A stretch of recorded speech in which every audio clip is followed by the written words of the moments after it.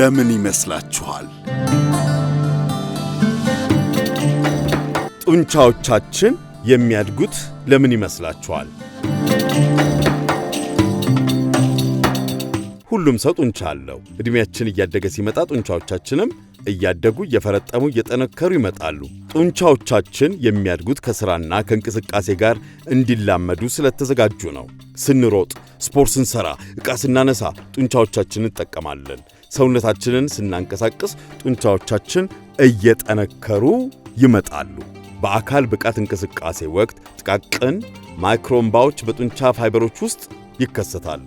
ይሄ መጥፎ ሊመስል ይችላል፣ ነገር ግን የተለመደና አስፈላጊ ሂደት ነው። ሰውነት እነዚህን ትናንሽ እምባዎች ሲፈጥር የጡንቻ ፋይበሮችን የበለጠ ጠንካራና አንዳንድ ጊዜ ከበፊቱ የበለጠ ትልቅ ያደርጋል።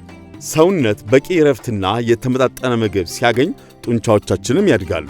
ጤናማ ምግቦችን መመገብ፣ በተለይ ደግሞ ፕሮቲን ያላቸው ምግቦች ካዘወተርን ጡንቻዎቻችን ለመጠገንና ለመገንባት ያግዛቸዋል። ጥሩ እንቅልፍ ማግኘትና እረፍት መውሰድ ሰውነታችን ለማገገምና ጠንካራ ለመሆን ይረዳዋል። ዕድሜያችንን የሚመጥኑ እንቅስቃሴዎችን በማድረግ ሰውነታችንን ስንንከባከብና በደንብ እረፍት ስንወስድ ጡንቻዎቻችን ከጊዜ ወደ ጊዜ እየጠነከሩና ጤናማ እየሆኑ ይሄዳሉ።